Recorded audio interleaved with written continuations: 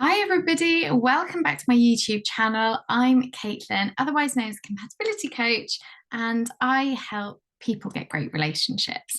Now, today we're going to be talking about a subject which I'm really hoping is going to resonate with you. It is about how do we know whether there is something perhaps wrong with the relationship or situationship, and there might be some red flags, or how do we know actually if it's our anxiety talking, aka the age old question, is it our intuition or is it our anxiety? And this is a really common issue that my clients struggle with, especially if they tend to have anxious attachment tendencies. Hello to everybody who does, or maybe abandonment and trust worries. When we're in that space, dating can feel excruciating due to the natural uncertainty of it. So, in other words, if we have a bit of a preoccupation with the fear of being left, then any sort of uncertainty becomes unbearable. So it's quite natural that when we're dating, our anxiety or overthinking is really on high alert, isn't it? So when this happens, it means we can be on the lookout for things such as red flags, any changes in communication, we're hyper alert, any sign that they're pulling away, and any sign actually that we're not good enough in comparison. So we'll start collecting evidence for all of that.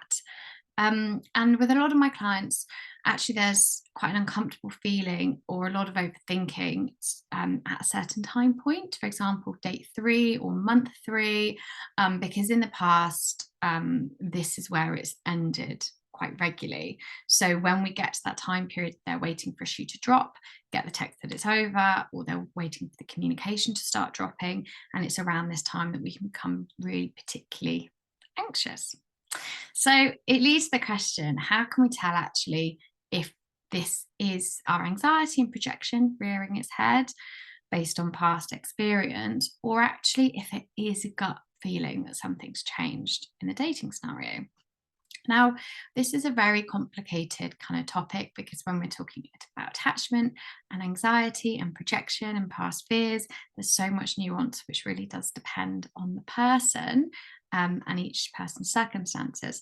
But as a general rule, perhaps we can say, look, if there's been no change in communication and consistency, and if that person is showing up in a way that makes you feel valued and seen and heard and safe, then it's most likely you are fear and anxiety talking.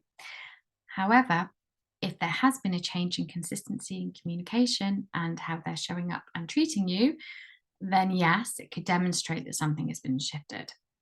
So for either scenario, because first of all, we're not going to know until we know, there is still going to be that grey area, that back and forth, rather than trying to ignore it or squash our anxiety or fears. There's actually some things we can do to start bringing ourselves back to ourselves, and start to work through what is going on, whether it's a change in situation or whether it is our anxiety. Um, so here are kind of 5 things that actually you can start doing. Number 1, you can accept actually that things are going to feel uncomfortable and that you're going to be anxious. We can just accept that it's happening. We can accept that the thoughts are coming, that the feelings are coming up, but we can tell ourselves that we know we are going to move through it and we're going to be okay. Okay. Keep telling yourself, I have felt this before. I know what's happening. I know I'm going to be okay. So we can start to kind of gently shift ourselves through that and really give ourselves that security that we need. We can also perhaps acknowledge actually what's happening and acknowledge the fear. So we can do a little bit of gentle exploring around it. So, where's this anxiety come from? What's the fear saying to us? What's it telling us? What's the voice in our head? Does it remind us of a past scenario?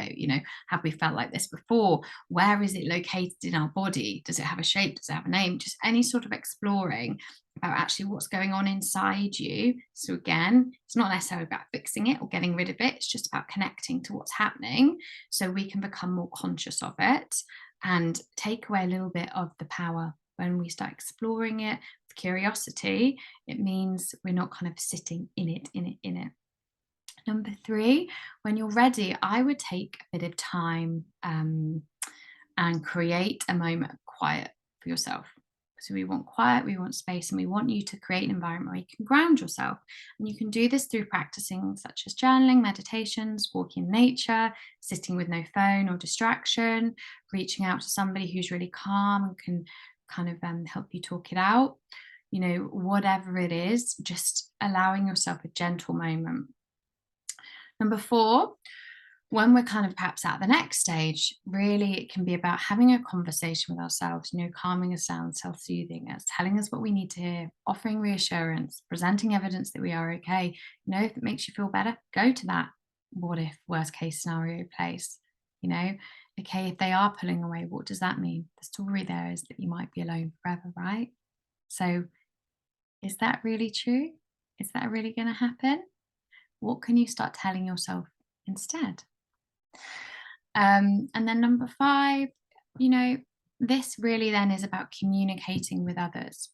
And actually, if the other person is pulling away, or you feel something has really triggered your anxiety and actually it's safe to share, then ask yourself if there's anything that you need to say to the other person that you might have been pushing down, because you can communicate how you feel if the time is right and you feel safe enough to share. And actually, rather than, well, what I find really helpful is when we do think something's pulled away or something's changed, we can reach out and say, hey, don't know if it's just me, but I feel like there's been a bit of a shift in communication. Just wanted to check in and see if I'm right and how you are and actually what's going on. And they're either going to say, I'm so sorry, I've been really busy with work. I really do want to see you. And then it goes back to normal and or they'll say, oh, I'm so sorry. Yeah, I've been really busy. Let's definitely get something in soon. And then it continues and you've got your answer. Or they'll actually tell you that, yes, something has changed for them. Either way, you will know. So those are the 5 tips. Anything else I want to say around this topic? I think when we're talking about the difference between anxiety and intuition, for me, I think kind of like that fear and anxiety is very head based. It's like a lot of stories, it's a lot of mental chatter, it's that buzzing, like a wasp that you can't calm down. And intuition tends to be a little bit more quiet, kind of can come from a place of knowing, and then that kind of whisper can actually then produce all the mental chatter. But actually, we can't reach that quiet, we can't reach that intuition until we know our mind, our triggers, our stories, our body, how we react. And we do that through making space for ourselves with the above practices. So I hope that helps you navigate and find a bit of clarity.